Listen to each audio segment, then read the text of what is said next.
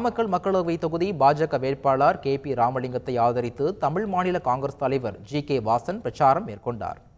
ராசிபுரம் அருகே நாமகிரிப்பேட்டையில் பிரச்சாரத்தில் ஈடுபட்ட GK வாசன் அங்கு கடும் வெயிலில் காத்திருந்த பொதுமக்களிடம் மன்னிப்பு கேட்டுக்கொண்டார். பின்னர் பாஜக கொண்டு வந்த திட்டங்களை எடுத்து கூறி வேட்பாளர் KP ராமலிங்கத்தை ஆதரித்து பரப்புரை மேற்கொண்டார்.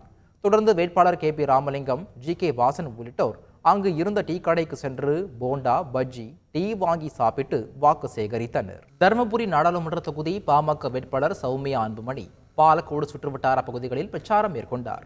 அவருக்கு அப்பகுதி மக்கள் மலர் தூவி சிறப்பான வரவேற்பு அளித்தனர். தொடர்ந்து மக்களிடம் பேசிய அவர், பாமக நிறுவனர் ராமதாஸ் கொடுத்த அழுத்தத்தின் காரணமாகவே தருமபுரி ஒகேனக்கல் கூட்டு குடிநீர் திட்டம் வந்ததாக தெரிவித்தார். மேலும் காவிரி உபரிநீர் திட்டத்தை நிறைவேற்ற வேண்டும் என்றால் தன்னை வெற்றி பெற செய்யுமாறும் சௌமியா அன்புமணி கேட்டுக்கொண்டார். நடிகை ராதிகா தனது கணவர் சரத்குமாருடன் இருசக்கர வாகனத்தில் சென்று தாமரை சின்னத்திற்கு வாக்கு சேகரித்தார்.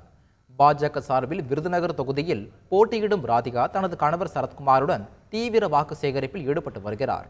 இந்த நிலையில் சிவகாசி ஒன்றியம் நடுவப்பட்டி, ஈஞ்சார் பகுதிகளில் பிரச்சாரத்தில் ஈடுபட்டிருந்த அவர்கள் சிறிய அளவிலான குறுகலான பாதைகளில் காரில் செல்ல முடியாததால் சரத்குமார் ஓட்டிய இருசக்கர வாகனத்தில் அமர்ந்து கொண்டு பொதுமக்களை சந்தித்து வாக்கு சேகரித்தனர்.